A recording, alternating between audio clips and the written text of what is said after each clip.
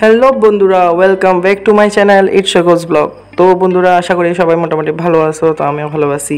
সকাল সকাল এখানে 8টা নাগাদ আমি স্নান করে এলেছি। তো এখন ঠাকুর ঘরে আয়া পড়ছি। দেখো আমরা ঠাকুর ঘর খুব সুন্দর, তোমরা কইতে হইছো না, আমি করে দিছি। এই দেখো ঠাকুর ঘরে আমি এখন পূজা দিতেছি। তো এখানে ঠাকুরের ফুল টুল দিয়ে সাজাইলেছিলাম। তো এখানে আমার প্রিয় ঠাকুর কালী আছে।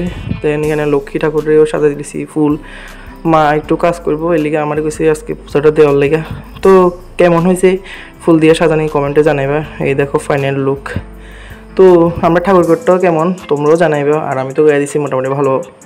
এই দেখো আমি এখানে কাজ করতে আসছিলাম, তারপর ঠাকুরের প্রসাদ টসাদও দিয়েছি। তো এখানে আমি সঙ্গে সঙ্গে আবার প্রদীপও জ্বালাই রেছি। প্রদীপ ধূপকাঠি যারা ধূপশোলা কো আর কি। আমার পূজার মোটামুটি ডান। দেন আমি 10টার দিকে বেলের পানা মা বানাই দিছে, এটি খাইলাম। তো বেলের পানা না, সরি, এটা লস্যি খাইলাম। তারপরে আমার আবার ভিডিওটা বিকাল থেকে কন্টিনিউ হয়েছে। এখন আমি যাইতাছি টিউশনে। তো এদেরও বিদ্যাপীঠ মাঠ আর কি, কারা কারা চিনো। দেন আমি আবার বাড়িতে আসছি দাদার সঙ্গে। তো এরপরে দেখতে আসি আমার বাড়িতে আইসে মার কাছে সিলাইতে সায়ন। তো তার একটা শার্ট কিনছে, এটা বলে বড় হয়েছে। দেন তার লগে আমি যাবো এখন দোকানে, কত কিছু কয়া লাগে, কিন্তু তোমরা তো কিছু শুনতেছিল না। তো এই দেখো এখানে আমার মা সিলাইতে বইছে, অনেক কিছু সিলাইবো।